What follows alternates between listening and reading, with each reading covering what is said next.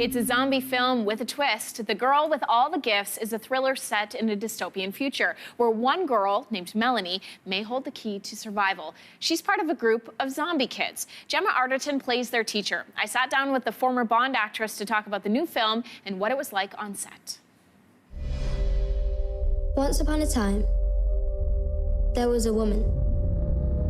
The most beautiful and amazing woman in all the world. No! You just touched her. Watch.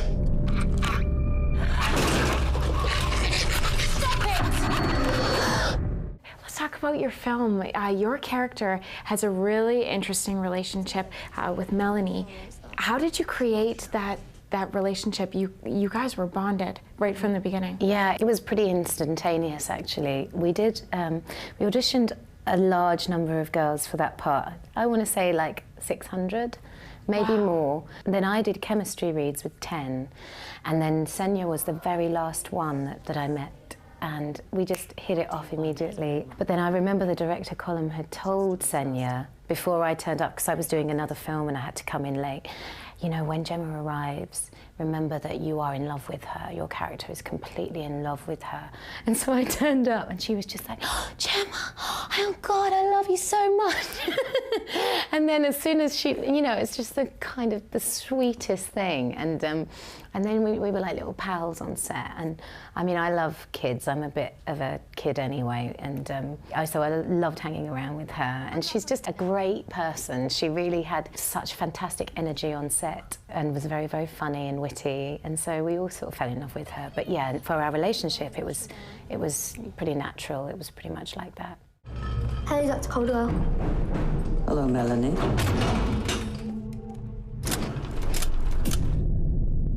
So you said you're kind of like a kid yourself, and there's a lot of kids in the film. Yeah. And they're not always treated the best in the film, in the story. They go through some very challenging circumstances. Was that hard for you to watch?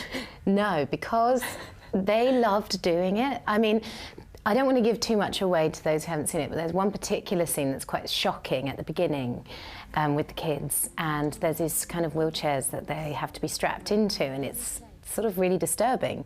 But the kids were like, strap me in tighter, and they loved it, and they just loved doing it. They loved being in these kind of weird situations. Obviously, watching them do certain things was quite difficult. In between takes, they'd all be sort of, so they were all so funny and unique, and you know, before that age of where you start becoming self-conscious, you know, they were just themselves, and it was really, actually really refreshing for us. I am producing a vaccine, and she is the main ingredient.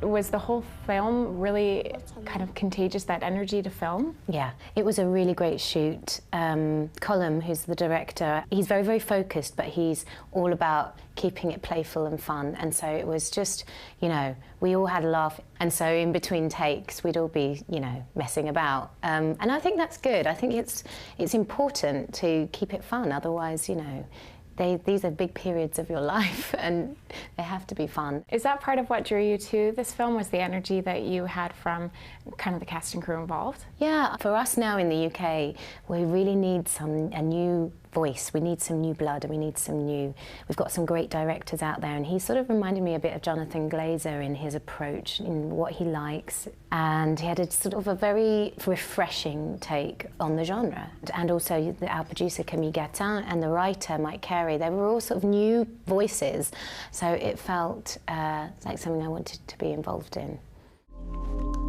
Hope is the good thing that makes you be able to stand all the bad things.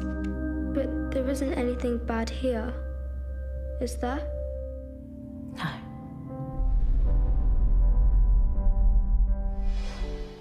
The Girl with All the Gifts is out in select theaters across Canada and on demand now.